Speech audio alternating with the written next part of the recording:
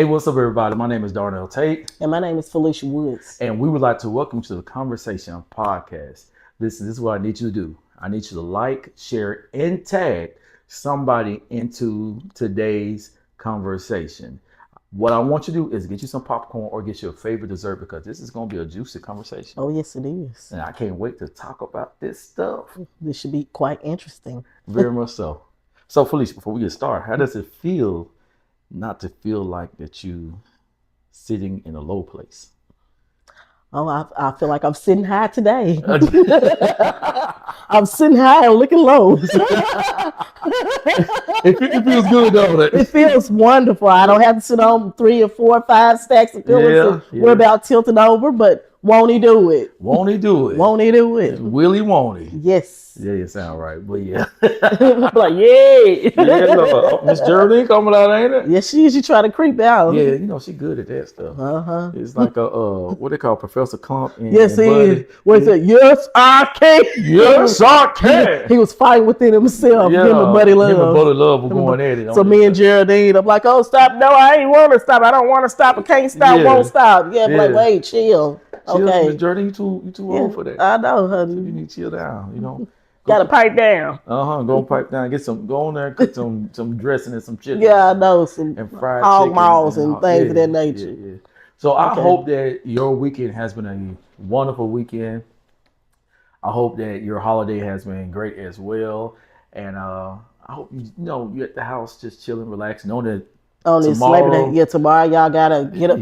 Well, I what I'm saying, well, it's a little different for me, but yes, y'all gotta get back up and start over again and get the kids up for school tomorrow and start your work day all over again. But at least you got a 4-day work week. Yep. So y'all to fly by. Today is my first time being off, like on a vacation, because I'm always working. I didn't know how to feel. I know it hits real different to be off on a holiday for a change. It did. It really did. Oh yeah. So like, it felt funny. Like I was laying down in the bed and it was like, I should be doing something. Yeah, you look rested. A little bit more rested, be like womp, womp, womp, just slow motion. But you know what? I should be rested because what I did this weekend. What all did you do this weekend? I took some NyQuil and I think I overdosed just a tip. All right. That'll be something else. That's the time to our little topic tonight. Keep on. Man, just a little bit. I was like, God, You was out of it. I was out of it. You was, yeah. Yeah. Then, but look, I'm feeling. But good you went today. to sleep though. My grandmother used to say, I'm feeling mighty fine. So I guess you're feeling mighty fine. I'm telling you all, if you're gonna take any of that stuff, make sure you have like a 2-day weekend. Yes. Stretch. Yes. And make sure you don't have any plans like I did, because I had to be somewhere early that morning. I said morning, and I was definitely in slow motion. I know you were in slow motion. I had to do some things, and I was struggling. I know you were. That's rough. That darn, because you said he's on NyQuil. Yeah, I was on NyQuil. NyQuil ain't no joke, but you get some good sleep off of that NyQuil. Yeah, most definitely. And I know it was much needed. So while you were up here ODing on NyQuil, I was out. I enjoyed going to the African Street Festival. It was wonderful. The music was phenomenal. The acts, they did a wonderful job. We went to the Gibson County Fair in Trenton, Tennessee. Had a wonderful time. I felt like a big kid again because I got on that fireball, that ride that goes all the way around. And, that's when I had a reality check that I hadn't grown in a long time because everything was lifting up off that seat. And I was nervous. I was calling on Jesus. But I'm here now. Won't he do it? But I had fun. It's good to be a kid again sometimes. Sometimes you do got to be a kid again. Yeah, I'm a big kid at heart. I am. So I'm glad, definitely looking forward to doing that again. You only got one life to live. Speaking about having one life to live, I'm at a point because I think for a period of years, like all I did was work. Yes. I mean, literally just work. I always try to hold things down the best that I could. Right. Because I kept making some bad decisions, financial decisions. So when you make bad financial decisions, you have to work 4 times harder to play catch up to whatever you need to do. But and also I was trying to make sure that people that I was supporting Right. was supported. Mm-hmm. And so when you do that, you kind of tend to put yourself on the back burner, Right. and you make yourself several promises. Next year I'm going to do this. And then something else come up. Something comes up. Next year I'm going to do Yeah. that. Yeah. And something comes up. And this year, it seemed like the past 2 years there's been something coming up. Right. Right. Because at one point, I was jet setting, Yes, not you really were. flying, but really hitting the road. Yeah, you were. But you've been at a kind of standstill, been yeah, a pause. Been on standstill, and I feel the itch.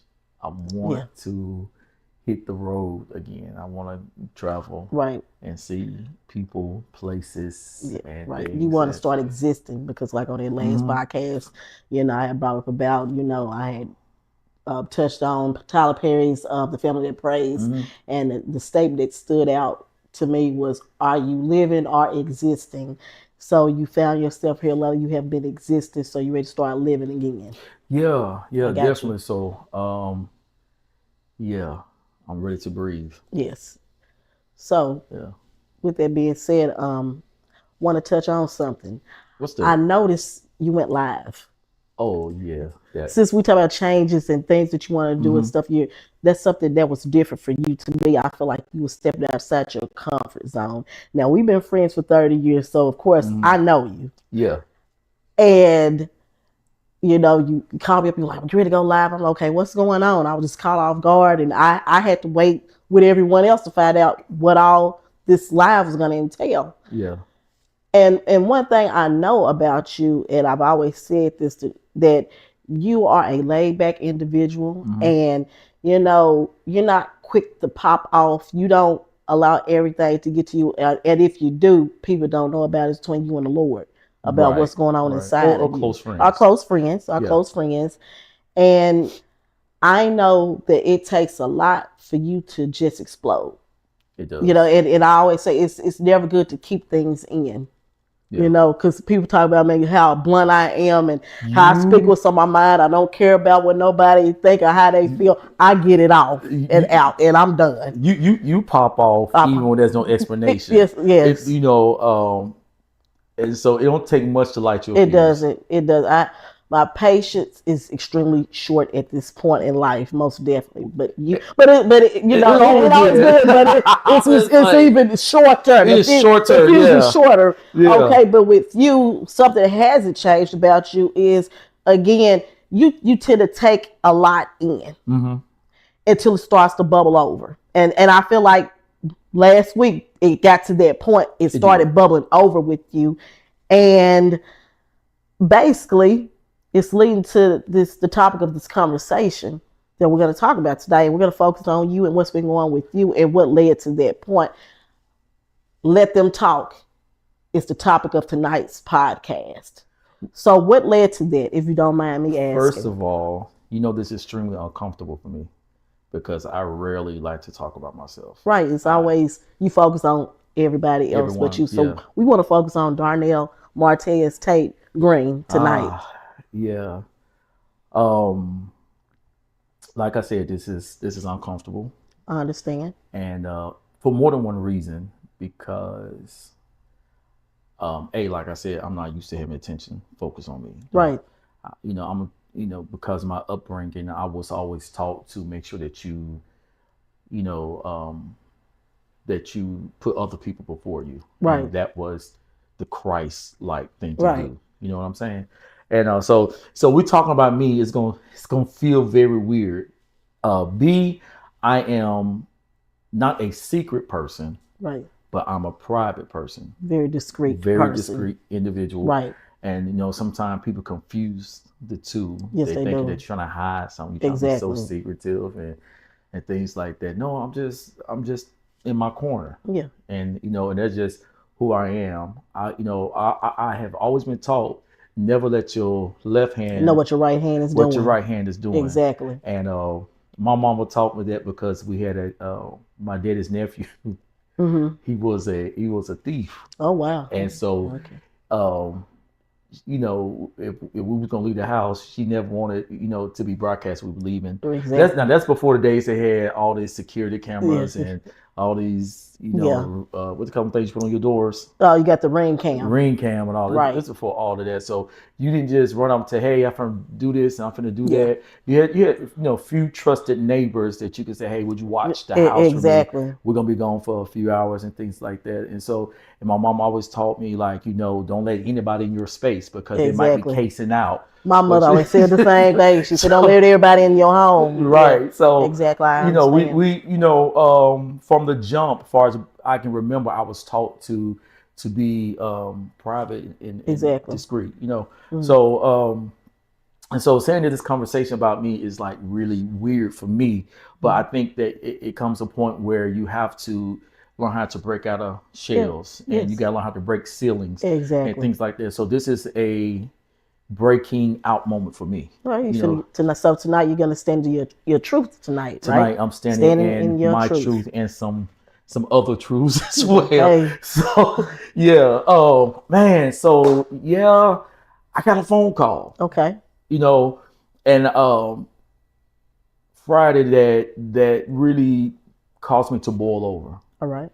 I think for a long time, I have been kind of, I'm gonna say this word, not a ticking time bomb, Right. but something waiting to happen. Exactly. Now, even though my explosion wasn't as It big and it's- spectacular, yes. but for me to do what I did and to dress There was a lot. It open was and something serious. Yeah, You was at your point. I was your at my breaking point at that point. I very Yeah. much so. I was at my breaking point, and it was like crazy for me. Mhm. And let me say this: before I got on there, I had enough time to kind of relax. Okay, Because because it if would have been worse than that. Yeah, We probably heard some cuss words then, huh? Had you not rested up, and probably got so. your mind together and calmed down just a little bit, just to think a little bit. Probably so. Okay.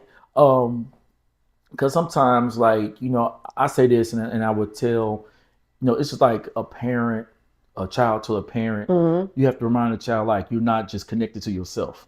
Yes, There's other people that you're connected to, and it but I affects believe everybody else too. right. The But choices that I you believe make. at that point because it was so funny because I had a conversation with somebody who was real close to me, Mhm. and they was like, "Hey, I knew that it really got to you because yeah. that's not something that That's you not your norm. right." So Right. even if I cussed at that moment, everybody be like, something wrong. Yeah, something is wrong. Yeah. Because that's not your character. The problem I have, and this is going to be not a slide on the Christian community. I'm Right. trying to choose my words Wisely, so people can, right. not even so much wise. I'm at this point I don't even care.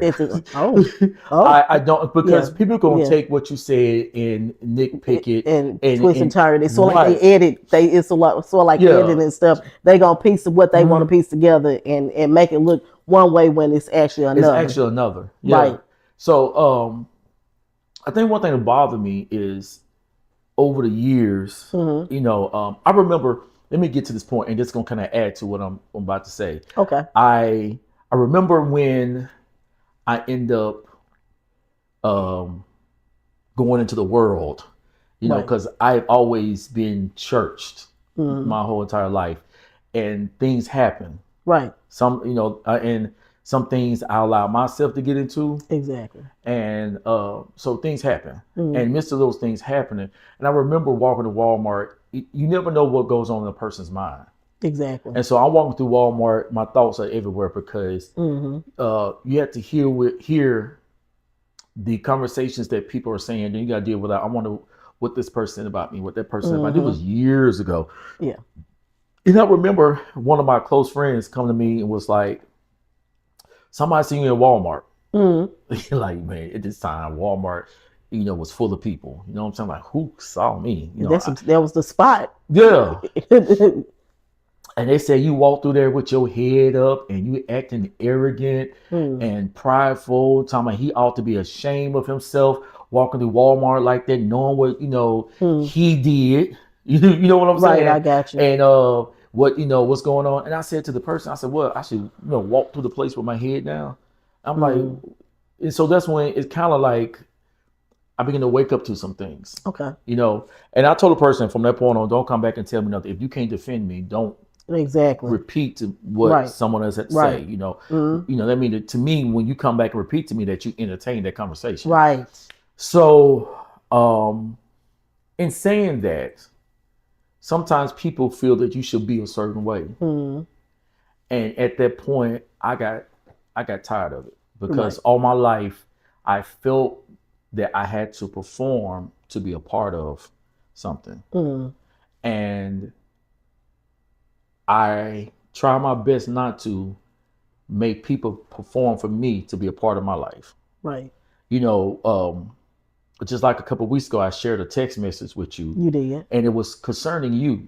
Yes. We had a previous conversation, Yes. and I said in our conversation, nobody know what we talked about privately, because you said, hey, I know this is the type of company that you got. I know this is, you know, who you are. How do you feel about me? What do you think about this? Right. You know, hey, you know, my mouth is what it is, and you know, how should I come at it when I'm talking? And I said something to you. I'm like, you said, be yourself. Be yourself. That's what you told me, because I was trying to still be respectful beforehand, you know, which, like I said, I don't care if I'm talking to a preacher or just a regular person. I'm always me. I never switch up because it's said. Now, of course, certain things you're not going to say, obviously, and you know, even that podcast that I did curse on. Yeah, you did curse. It wasn't no major. It was 2 words. You know, but I thought it was one. I really well, it's actually one, because the other one, like hell, that's in the Bible, but it ain't no major big curse word. But it was that, and then the other one. Those are the only 2 words that I used. But it was like you would have thought I had cut somebody out. Yeah. With the text that you got. Yeah. Like my mouth was just extremely filthy on that podcast. And so, you know, like, anyway, I boiled over because it was a mixture of things that I had experienced like throughout my life. You know, always been told, and I do believe in having, you know, good advice. Right. You know, I believe in counsel. Like, I really do. You know, when I'm thinking about doing something, and every friend in my life have their certain spaces or their certain strengths. Yeah, and they bring certain things into your life. Because I need to ask you a question, since you brought up about that previous message that you got. Okay, so with that being said, the position, I'm acting like you now. You acting like me now. The position that you hold, being a preacher. Okay, has it ever been because like I said, we've been friends for 30 years, and we always called you what? 94.7, and I was 95.7, but we still we didn't push nothing over on the other one. We still made our friendship work. You know, they say opposites attract. Right. Okay, so my question to you is, in knowing that and what was said to you, do you feel like you are compromising who you are because, okay, well, you may have a friend that curse, but you don't curse, or you know, but it's been times that we've gone out to dinner. I may have me some wine. What you drink a Sprite. Right. And I'm bringing all this up because I personally feel that, okay, just because they will consider us to be different doesn't mean we don't have anything in common, neither far as you being in the church. And like I said, I believe, Lord, we include God in majority of every conversation that we have. We do. Because like I said, just because I curse, or just because I'm not at church every Sunday morning or at Wednesday night Bible study, doesn't mean I don't have my own personal relationship with the Lord. You in Wednesday night Bible study now because you be catching our Bible study. Actually, I tune into your service every Sunday. Majority of the time, unless something that I didn't tune in yesterday, I was at the African Street Festival. Right. But, you know, me and RJ, even if I'm at work, we'll tune in, and if I don't catch it, it may be late on that night, but I do tune in. I thought you had caught the Bible class a couple of times. It's been a few times that I've tuned in, but I'm just saying, never judge a book by its cover, because that cover is not like yours. Yeah. You know, we still can do the same thing. So I just want to know, do you feel like you're compromising yourself? You know, has it ever been a point in time that you feel like, okay, well, I'm a preacher and I need to conduct myself in this manner right here, meaning that I don't need to hang out with this particular type of group because of the position I hold and what I stand for? Have you ever felt that way, that you need to separate yourself, or that you was compromised, even in doing this podcast? Because it's only been a couple of podcasts that I can say that I've even actually said a curse word on, because majority of the time I don't even curse on this podcast. Yeah. You know, I mean, you're not really just you say what you say, but it's not like every conversation we have, and that's even in real life. Yeah. I don't curse every single time that we have a conversation. Right. But to answer your question, I was taught to shun the very appearance of evil. Right. Okay. So, whatever that evil looked like from the context of my religious upbringing, you're not supposed to be around it at all. What changed my perspective? And I hope I'm not dancing around the question. I hope I can answer it Go ahead. correctly. What changed my perspective when I backslid? God in the world. God in the world. God in the world. And I've learned that oftentimes the church or the church people, and like I always say, like I have this in my mind, I have this separation going on. You got church people and you got the saints. So like, and some people say kingdom minded people or whatever. And the reason why I don't like using the word kingdom minded or kingdom, right, because of the political ramifications that's used for now, so what is connected to, and I'm not, that's a whole nother subject, right, for a whole nother day. Time, yeah. But in my mind, you got church people and you got the saints. Church people are judgmental. They are self-centered. They are very biased. And the list can go on and on and on. And the funny part about it, most of them don't see that they are that way.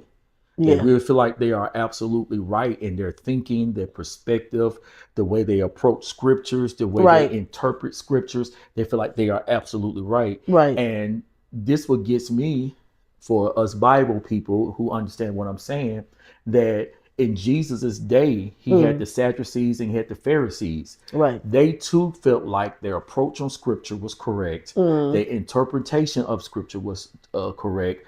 How they viewed how to maneuver those scriptures were correct, right? And they too did not see that they was wrong in their thinking. Right. They actually felt as though that they was correct. They was protecting the law of Moses, the tradition of the Jewish communities. They really felt the way. Right. Believe it or not, church people think the same way. Now, they don't see it. And there might be some in this chat that may say, well, no, Darnell, you are actually off and you're wrong. And they would give a million scriptures to try to say how wrong that you are and that, that you're being blinded or whatever the case may be. But to answer your question, yes, there was a point that I did feel that way. Okay. But, now that, like I said, that life happens. Right. And since life happens, when I got into the world or I backslid at the age of 25, completely, not saying I wasn't doing things that was against what we consider God's will before then. I got you. But when I decided, like, forget it. Like, I'm going to go all in and all that type of stuff. And I would live in my life the way that I felt, was I wanted to live. And I had my particular reasons and that I did what I did. Right. So one thing that I discovered in meeting people who we call worldly or sinners, I learned there's two different type of groups. You got the churched sinners and you got the completely raw sinners. Right. See, the church sinners are those who understand systematic religion. Exactly. You know what I'm saying? They was raised in it. They was taught certain belief structures. And so, even though they may not do X over here, but they do Y over there. Exactly. If they don't do Y over here, they do Z over there. Right. And then they turn around, point fingers. Well, at least I don't do this. Exactly. And stuff like that. Those are church sinners. But then you got the raw sinners. I'll be like, well, I don't know about all of this, but I do believe there's something greater than I. And I did hear about a God. And so I began to humanize even both groups. I began to see them in the human perspective, that we all are groups of people that needed some type of guidance. Exactly. And once I start seeing the humanity side of those individuals, I kind of start looking at things differently. And I also, because I was taught this all, birds of the feather flock together. Right. And I began to realize there's different type of birds. Exactly. And even though they may be chickens, certain chickens still don't chill with certain chickens. There you go. Yeah. And sometimes people don't even think about the different nuances. And I was taught it was either black or white, up or down, hot or cold. And then what life taught me was like, there are gray areas. Yeah. There are some warm, what we call lukewarm. Areas in life. There's some things that you will never have answers to, and there's some things you will never be able to. You're gonna constantly have questions about, and that's okay. So, like, I stopped shying away, from people who was different from me when I realized first they was human. Number two, Right. like you never claimed for us, you was my friend, that you was churchy, none of that type of stuff. Now you were raised in church. There you go. You were raised in church. Yes, yes, it But was. at any given point, let's be real about it, you know, there were times where I didn't ask you for money because you knew I was hungry. Mm-hmm. And you like, hey, let's go out to eat. Exactly. You know what I'm saying? Right. So it's the religious people who could not even see my humanity. Mm-hmm. You get what I'm saying? And Right. I could talk about different other people that people may consider sinners Exactly. and they got ways and stuff like that you shouldn't be associated with it. Right. And so how they contribute to my life in some form or another. Mm-hmm. And I learned this that an alcoholic person can teach me something. Exactly. I can sit down and listen, with them. You know what I'm saying? Right. And so, like, sure, there were times I thought about it, not in my mature state, Yeah. but beforehand, like, man, I can't do this because I don't want nobody to say this about me. Yeah. But guess what? Regardless, they still were saying something. Exactly. But They- you realize everything works together for the good, though, It does. because although you might have backslid, Mhm. got out in the world, it was necessary for you to do that because it changed your whole perspective. It did. And you was looking at a portion of the picture, but you saw a bigger picture. Yeah. And I think in you going that route, it was beneficial for the path that you currently own. And being a preacher, okay, they talk about, certain people, talk about who you might have hung around with or communicate with, whatever the case may be. But in you going through that, I personally feel like that's a way of bringing somebody in, because guess what? You're not gonna look down on that person because they are on drugs, or because they're gay, or because they're alcoholic, or they can't seem to hold a job down or whatever. Why? Because you got a chance to look through a different lens, and you can speak to them in a certain type of language that other people can't. And you being that way, I can see that person becoming comfortable enough to say, you know what, I think I want to come and check him out. That's just like Jesus. That's the Lord. Like, okay, all right, you go to church, right? And they said we was made in his image, right? They say that he is our Father and we are all God's children. Okay, and in being God's children, none of us are perfect. God loves us, and I'm saying this because for the churchy people that want to look down on somebody that doesn't walk in the same shoes they walk in, they may need to take heed and read a little bit more in depth into, the Bible. Okay, God, he loves you or whatever. And what he said, he will never leave you or forsake you. A lot of them tend to leave you and forsake you. But, Right. Let me say this. They should look deeper into the scriptures, but also they should look deeper into their hearts. They should. And the reason why I say that, because if they look deeper into their hearts, they will realize, okay, I did jump over this hurdle right here, but I got 50 more hurdles that I got to jump over. Exactly. And I only got 2 behind me. You know what I'm saying? Right. And so if they look at it from that angle, they won't be so quick to judge the hurdles that you are currently trying to get over, and you keep falling over, and those type of things. You mentioned something about the love of God. Yes. And one thing that I had to realize in whatever state of where I was in life, that God never stopped loving me. Exactly. Because I was taught that, once certain things happen, that the punishment of God is going to come heavy on you. And my perspective of that have changed. I had preached a message a couple of months ago.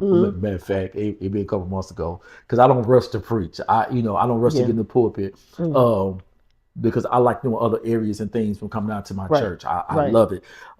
But I guess it's been 2 years now. Oh, shame. Bless you, Jesus. I made a statement that, and I know this is going to sound churchy, but that's fine, because this was context of how everything happened. Right. That when God punishes you, or he allowed the consequences of your choice to happen, it is never to destroy you. So like, I always was taught that God's going to get you. He going to destroy you. He going to do this. God allows everything to help you to get yourself back on track. Exactly. It's just kind of like, a parent does the child that they love. Like, a punishment is not happening because they're trying to be mean and or because they don't love you. Vindictive. Right. Right. They see, hey, if I keep letting Junior stay up all night long playing the video game. Right. What gonna happen is Junior gonna be able to focus in school. He's Exactly. gonna fail. I want Junior to do better than me. Exactly. So, I need to make sure that Junior go to bed. Junior keep tripping out, whatever. So his punishment is I'm gonna take away your video game and take away your phone. Right. You have to do reports in this house. Right. If your mouth get a little flip, there goes some other level of consequences called the belt. You feel me? Exactly. So, but it's all designed from a loving person. Exactly. So I start viewing God love completely different. Instead of looking at God as like, there go God, he finna get you. Right. He finna get you. Right. Because when you look at God like that, you never could appreciate him for who he really is. Exactly. And I look when the Bible talks about fear the Lord, I don't look at fear like I'm shaking, I'm ooh. Exactly. Ooh. I look at it like I respect him. Exactly. I respect him for being who I believe that God is. Exactly. I respect him for what I believe that God does. Right. And where I believe God has brought me out of and where I believe God is bringing me into. Exactly. So, but getting back on track, I was heated. I know you were. I was heated, and I was heated because it was a combination of things. Mm-hmm. And I'm gonna say this: it's because a lot of people feel that I should allow them to talk to me any kind of way, say things in a kind of way.